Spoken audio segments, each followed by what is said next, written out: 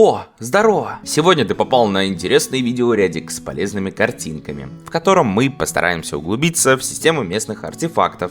Что это такое, с чем ее едят и чего делать с ними уж точно не нужно. Воды в данном ролике не будет, информация довольно концентрированная. Поэтому готовьтесь, преподаватель Даня Иглов приступает к своей лекции. Здесь эта система называется веджи, они же клинья для людей с русификатором. Это основной источник силы вашего персонажа после уровня и прокачки способностей. Клинья прокачиваются вплоть до 5 уровня и имеют гарантированные характеристики. То есть рандомных характеристик на момент патча 1.0 в игре выпасть банально не может. И прежде чем разбираться в типах веджей, нам понадобится обратиться к характеристикам нашего персонажа, чтобы дальнейший материал было легче понять. Вы наверняка заметили, что ваш персонаж не имеет и половины характеристик, которые есть на ваших оружиях. На самом деле все довольно проще, чем кажется. Урон, который вы наносите, рассчитывается от оружия, которым вы бьете. То есть, сделав условные 100 скорости атаки на первом оружии, второе не получит эти характеристики. Но при этом характеристики самого персонажа уже влияют на урон этого оружия. Из этого мы можем запомнить две вещи. Характеристики персонажа влияют на все,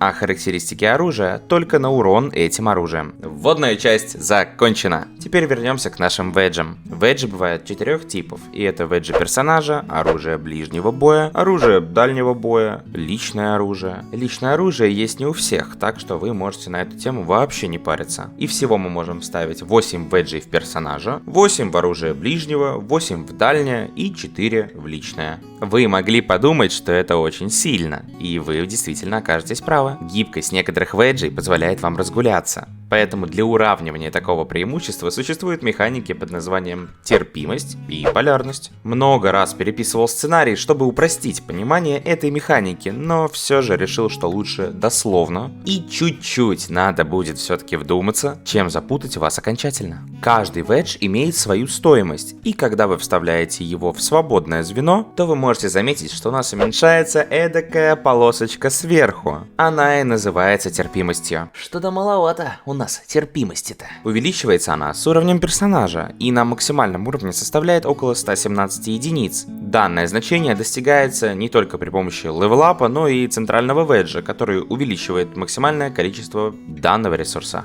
Веджи стоят дорого, так и их стоимость еще и увеличивается по мере прокачки, отчего поначалу вы и правда не сможете заполнить все слоты, даже при максимальном значении терпимости. Так как же быть-то тогда? Не переживайте, для этого в игре существует полярность. У каждого веджа есть свой особый символ, который ему, условно говоря, приятен. И попади он в правильный слот, то скорее всего что-то произойдет. Как вы думаете? Все правильно вы думаете. У нас есть возможность покрасить слот под артефакты в нужный символ. Дальше мы будем называть это полярностью, как и веджи будем называть не артефактами, а веджами. Поэтому привыкайте к терминам. Ё-моё, завтра зачет к 100. Так вот, вставив ведж в слот с нужной полярностью, мы уменьшаем его стоимость в 2 раза.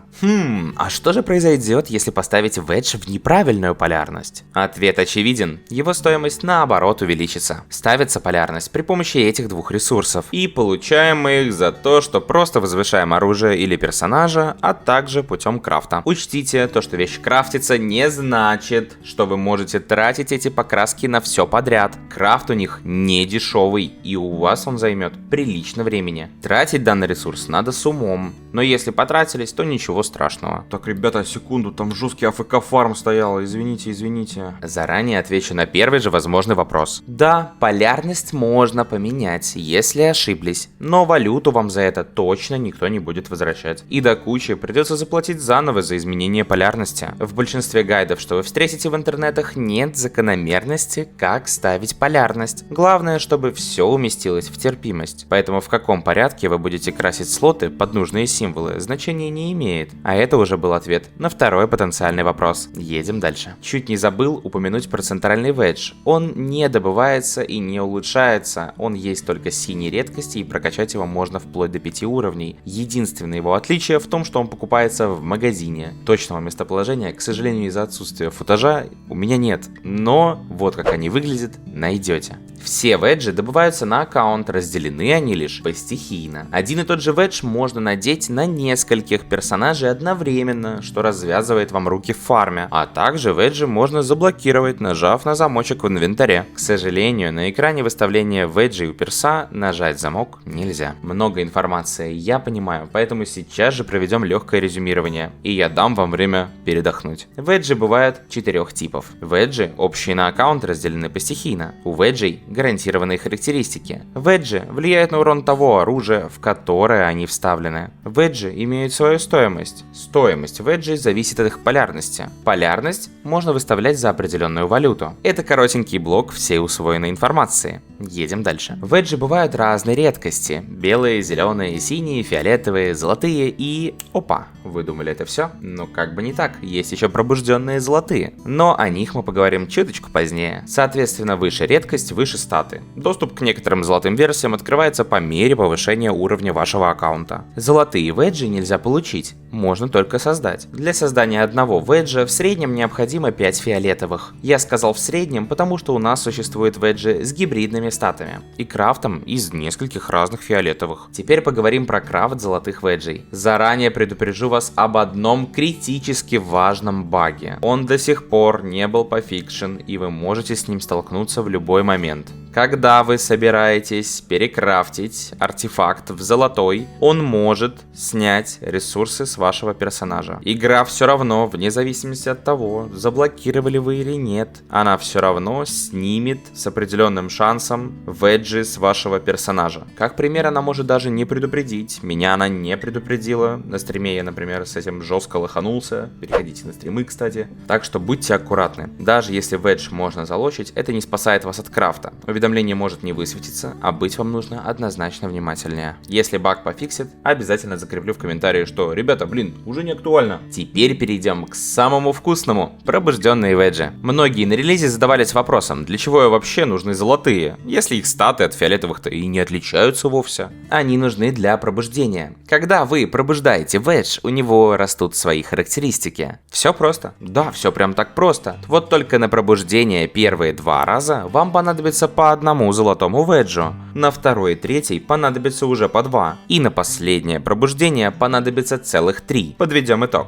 Один полностью пробужденный ведж – это 10 золотых веджей. 10 золотых веджей – это 10 золотых рецептов. И ведь таких у нас может быть в слотах до 8 штук. Да и не только на персонаже, в любом оружии, личном оружии. С теоретической базой покончено. Теперь перейдем только к практической. Добываются веджи в коммишенах в мануале, в чейзе, в мейзе, театре, да даже рыбалке. Что касается мануала, то привязка конкретных веджей зависит в основном от уровня самого данжа. То есть на разных уровнях могут быть разные веджи. Причем даже не просто улучшенные версии, а также и новые. На последних уровнях вам будут падать только рецепты для крафта золотых. А это значит, что для крафта фармить фиолетовые все равно придется. Еще одно замечание. Веджи из магазина не добываются никаким путем фарма. Обидно, придется их все равно покупать. На каком уровне эффективнее всего фармить веджи? Что ж, мои дорогие, тут привязки никакой нет, как в тех же гача-играх, например. Фармите тогда, когда посчитаете нужным. На первых порах я бы просто не рекомендовал стараться делать все арты персонажу золотыми, так как это ресурсозатратно. Стоит ли тратить книжки на дополнительную добычу в веджи? Давайте так.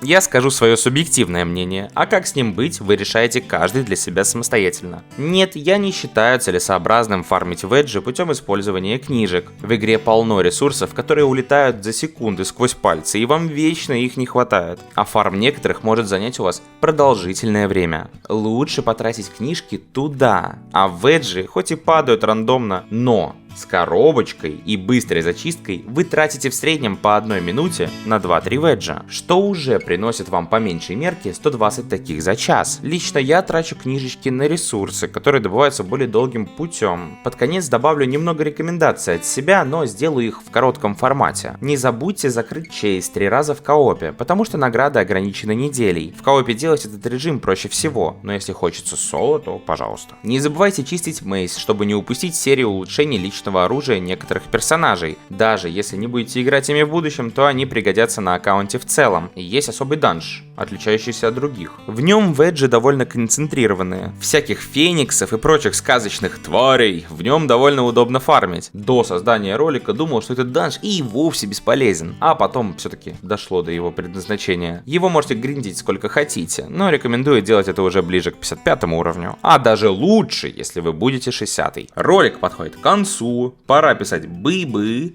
В этом ролике не случилось объяснение, что и кому ставить, потому что это отдельная тема для каждого персонажа. Обсуждать ее в общей тематике не вижу смысла. Если остались вопросы, то постараюсь по возможности ответить на часть из них в комментариях. Спасибо большое, что досмотрели этот крутямбовый ролик. Вы также можете заглядывать на стримы, чтобы мы вместе строили большое коммунити по данной игре и помогали друг другу. Ставьте жесткие лайки, пишите жесткие комментарии, ставьте жесткий колокольчик. Еще жестко услышимся.